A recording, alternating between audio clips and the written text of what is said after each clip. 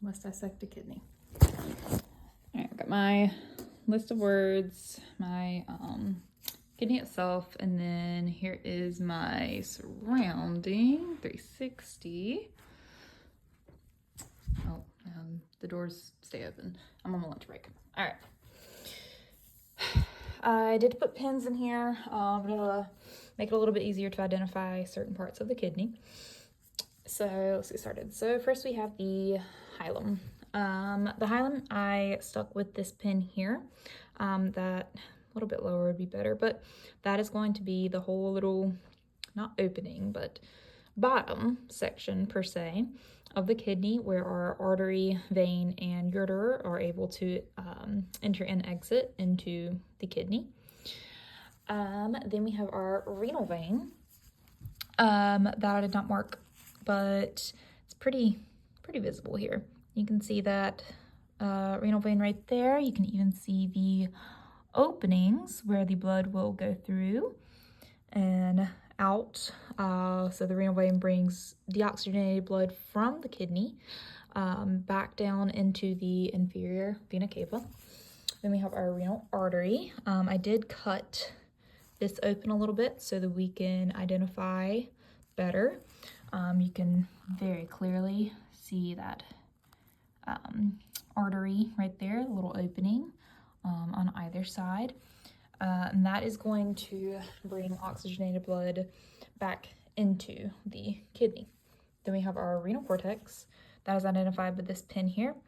You can see the coloration does change from the inner, the outer to the inner. So the cortex, renal cortex, is going to be this outer portion of the kidney, and that is what's going to filter the blood through.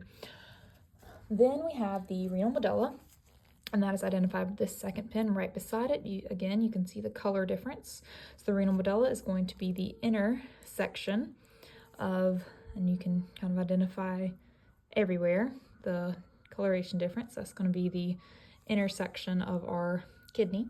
And this is going to do a couple of things.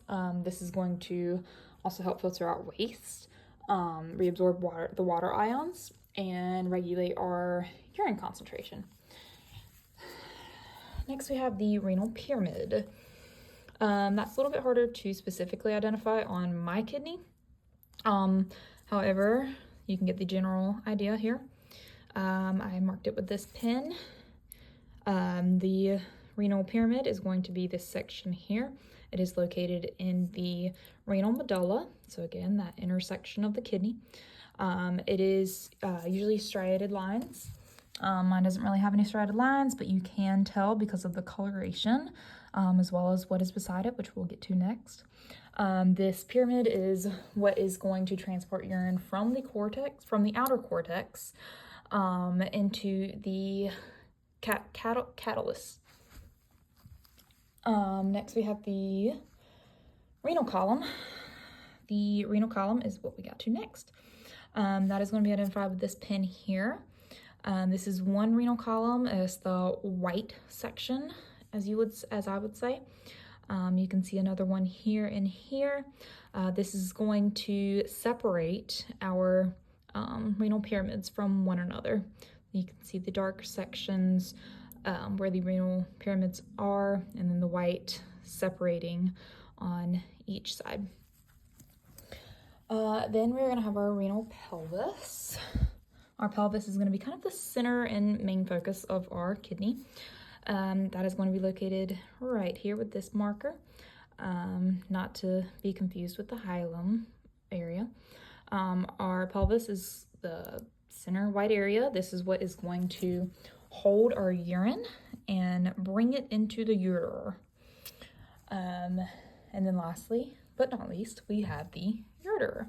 I did slice and dice it a bit. Mine is pretty fatty, unfortunately. It's a little bit harder to tell details of the ureter and veins and arteries and where each one specifically ends and starts in here. However, the ureter, I could cut that open and kind of show you a little bit.